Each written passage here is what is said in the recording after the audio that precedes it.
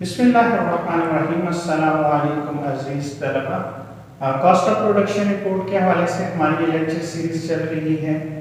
इससे पहले हमने लेक्चर्स में पहले कॉस्ट ऑफ प्रोडक्शन रिपोर्ट को बाय पार्ट्स डिस्कस किया था, जिसमें पहला क्वांटिटी स्केड्यूल बनाया जाता है, फिर जो cost charge to the department है उसकी वर्किंग थी, फिर cost to be accounted for, और जो एडिशनल कंप्यूटेशन हम करते हैं जिसमें हम इक्विवेलेंट प्रोडक्शन कैलकुलेट करते हैं, उसके बाद फिर हम यूनिट कॉस्ट की कैलकुलेशन करते हैं। फिर हमने लॉसेस को डिस्कस किया कि normal loss at the beginning होगा तो उसकी ट्रीटमेंट क्या है, normal loss at the end होगा तो हम उसको किस तरह से एडजस्ट करेंगे, और आखिर पर हमने अब नॉर्मल लॉस को देखा था कि हम उसको किस तरह से ट्रीट करेंगे। अब देखिए इन सारे न्यूमेरिकल्स में जब हमने सॉल्व किए तो हमने देखा कि वर्किंग प्रोसेस की एंडिंग इन्वेंट्री हमारे पास बच जाती है। अब देखिए जब हम एक पीरियड की कॉस्ट ऑफ प्रोडक्शन रिपोर्ट तैयार कर रहे हैं, उसके एंड पर हमारे पास वर्किंग प्रोसेस बच गया है, तो जब हम नेक्स्ट पीरियड की जो है वो कॉस्ट ऑफ प्रोडक्शन रिपोर्ट तैयार करेंगे तो हमारे पास पहले से वर्किंग प्रोसेस मौजूद होगा, जिसे हम वर्किंग प्रोसेस की बिगिनिंग इन्वेंट्री कहते हैं। आज के इस लेक्चर में हम वर्किंग प्रोसेस बिगिनिंग इन्वेंट्री के हवाले से सीखेंगे कि उसको हमने किस तरह से कॉस्ट ऑफ प्रोडक्शन रिपोर्ट में जो है वो ट्रीट करना है। यहाँ हम पहले क्वांटिटी स्केड्यूल बना लेते हैं ताकि हमें जो नंबर ऑफ यूनिट्स की डिटेल है वो मिल जाए, और इसी नंबर ऑफ यूनिट्स को हम फिर इस्तेमाल करते हैं जो हमारी इक्विवेलेंट प्रोडक्शन की कैलकुलेशन होती है उसमें। On November 1, Rehan Manufacturing Company had 20,000 units of work in process in Department A, 100% completed as to material and 20% completed as to conversion cost. अब जब हम क्वांटिटी स्केड्यूल बनाते हैं तो सबसे पहले हम यूनिट्स रिसीव्ड या स्टार्टेड जो है वो शो करते हैं। अब इसमें जो है हमें भी मालूम नहीं है, वो देख लेंगे हम। यूनिट्स इन प्रोसेस इसमें हम ऐड करेंगे। ये प्रोसेस इन्वेंट्री जो है वो बिगिनिंग की है। ये उसने बताया कि ये 20,000 है, और इसके लिए उसने नीचे मेंशन कर दिया कि जो डिग्री ऑफ कंप्लीशन है मटेरियल की जो है वो 100% है, जबकि 20% जो है वो कन्वर्जन के हवाले से ये यूनिट्स जो हैं वो मुकम्मल है। तो ये हमारे वर्किंग प्रोसेस बिगिनिंग इन्वेंट्री हो गई। During November, 1,60,000 units were started in Department A and 1,70,000 units were transferred to Department B. अब यूनिट स्टार्टेड आ गए हमारे पास 1,60,000 है। ये जब हमने टोटल किया तो ये हमारे पास 1,80,000 यूनिट्स हो गए। इसके बाद जो यूनिट्स हमने ट्रांसफर कर दिए हैं मुकम्मल करने के बाद, ये हमने यूनिट्स ट्रांसफर्ड किए हैं, ये उसने बताया कि आपके 1,70,000 है। अब यहाँ हमारे पास यूनिट्स इन प्रोसेस होंगे, जो एंडिंग इन्वेंट्री हमारी होगी, बेसिकली जो साल के आखिर पर हमारे पास बचेगी। The work in process on November 30 was 100% complete as to material cost and 40% complete as to conversion cost. Again जो यूनिट्स हैं वो 100% कंप्लीटेड हैं एज टू मटेरियल, और 40% जो है वो कन्वर्जन के हवाले से मुकम्मल है। तो अब यहाँ पे बैलेंसिंग फिगर टोटल, क्योंकि हमारे पास 1,80,000 यूनिट्स हैं और ये 10,000 बेसिकली जो है ये हमारा बैलेंसिंग फिगर आ जाएगा। तो ये हमने एक रफ सा क्वांटिटी स्केड्यूल तैयार कर लिया जिसमें हमें यूनिट्स की डिटेल जो है वो मिल गई। अब वर्किंग प्रोसेस बिगिनिंग इन्वेंट्री को डील करने के लिए हमारे पास दो मेथड हैं। पहला मेथड जो है वो हमारा कहलाता है एवरेज मेथड, हम इसको वेटेड एवरेज मेथड का नाम भी देते हैं। तो यहाँ हम कैलकुलेशन कर लेंगे जो हमारे दोनों आइटम हैं, मटेरियल के हवाले से भी और कन्वर्जन के हवाले से भी।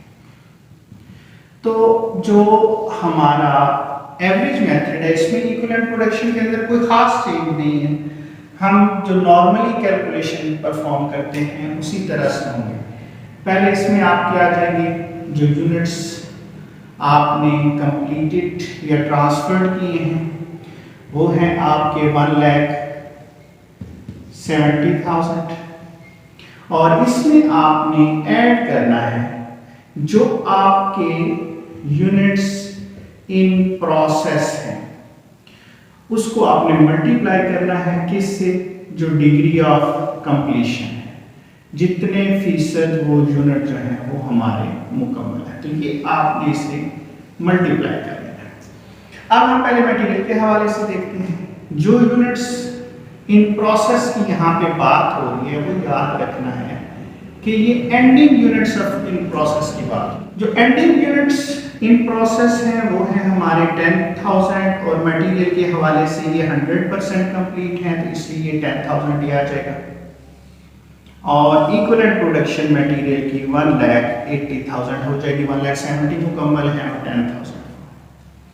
अब हम कन्वर्जन के हवाले से देखते हैं। ये मटेरियल की बात हुई थी, अब हम कन्वर्जन की बात कर रहे हैं। 10,000 यूनिट्स और ये 40% कंप्लीट है, तो 10,000 का 40%, तो ये 4,000 यूनिट्स जो है वो, तो 1,74,000 यूनिट्स जो है ये हमारी आ गई इक्विवेलेंट प्रोडक्शन के हवाले से। इसके बाद दूसरा मेथड है हमारा जिसे हम FIFO मेथड कहते हैं, जिसमें हम फर्स्ट जो इन्वेंट्री है उसको पहले से डील करेंगे।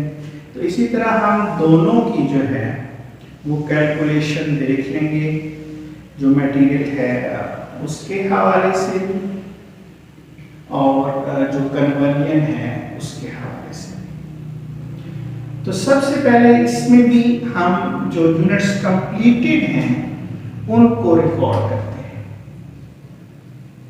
तो यूनिट्स कंप्लीटेड जो हैं वो हमें पता है कि 1,70,000 है, ये हमें क्वांटिटी स्केड्यूल में दिया है। इसमें पहले आपने लेस करने हैं यूनिट्स इन प्रोसेस। ये कौन से वाले हैं, ये बिगिनिंग इन्वेंट्री है जो पहले से आपके पास मौजूद थे। तो ये 20,000 यूनिट्स जो हैं ये आपने इसमें से लेस कर देने हैं। अब एक्चुअली जो है वो आपने इस जो पीरियड के 1,50,000 यूनिट्स थे जो कंप्लीट हुए हैं। अब इसमें आपने पहले तो ऐड करना है अगेन यूनिट्स इन प्रोसेस, कौन से वाले, जो बिगिनिंग वाले हैं आपके पास, और मल्टीप्लाई उसी तरीके से डिग्री ऑफ कंप्लीशन, जितने फीसद ये मुकम्मल है। अब हम मटेरियल की बात करते हैं। अच्छा, यहां ज़हन में रखना है कि ये degree of completion current period की होगी, जो इस पीरियड में उन पर काम हुआ है। अच्छा, मैं मटेरियल की बात करता हूं तो यूनिट्स इन प्रोसेस की बिगिनिंग इन्वेंट्री 20,000 है, लेकिन ये 0% होगा। 0% क्यों होगा, क्योंकि पिछले पीरियड में इस पर 100% काम हो चुका है, तो इस पीरियड में कोई काम नहीं है। जबकि हम जब कन्वर्जन की बात करेंगे तो 20,000 यूनिट ही हैं और पिछले पीरियड पर इनमें काम जो है वो 20% हो चुका था। तो इस पीरियड में इन पर जो काम हुआ है वो है 80%, तो वो 80% आपने इसमें ऐड करना है, ये हो गया 16,000। इसी तरह आपने ऐड करनी है जो यूनिट्स इन प्रोसेस हैं। आप कौन से लेंगे, अब आप एंडिंग वाले लेंगे और इन्हें भी आपने मल्टीप्लाई करना है डिग्री ऑफ कंप्लीशन से, जितने फीसद ये यूनिट मुकम्मल है। तो दोनों यूनिट्स इन प्रोसेस वो बिगिनिंग इन्वेंट्री है या क्लोजिंग इन्वेंट्री है, वो यहाँ पे ऐड होंगे। बिगिनिंग में सिर्फ आपने ये ध्यान में रखना है कि जो इस पीरियड में काम, जो पिछला उसने डिग्री ऑफ कंप्लीशन यहाँ पे मेंशन की हुई है, इसका मतलब ये कि इन पर इतना काम पिछले पीरियड में हो चुका है। यहाँ जो हमने मेंशन करना है वो ये करना है कि इस पीरियड में इन पर कितना काम, तो जाएगा जो रिमेनिंग होगा वो हम यहाँ पर ऐड करेंगे। तो यहाँ पे हम कर लेते हैं जो मटेरियल के हवाले से। अब यूनिट्स हैं वो 10,000 हैं और ये 100% कंप्लीट है, तो यहाँ 100% ही लिया जाएगा, तो ये आपके 10,000 ही आ जाएंगे। जबकि कन्वर्जन के हवाले से ये 10,000 यूनिट्स जो हैं ये 40% कंप्लीट है। तो 40% कंप्लीट का मतलब हो गया कि 4,000 जो है नीचे हम टोटल कर देंगे मटेरियल के हवाले से 1,50,000 और 10 1,60,000 हो गया 1,60,000 और ये हो गया 1,70,000।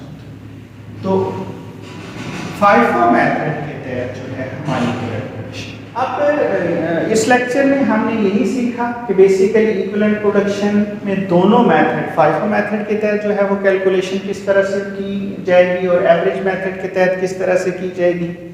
तो उम्मीद है कि आपको दोनों मेथड्स के तहत जो है वो इक्विवेलेंट प्रोडक्शन की कैलकुलेशन समझ में आ गई होगी। वीडियो अगर अच्छी लगी है तो इसे लाइक ज़रूर कीजिएगा।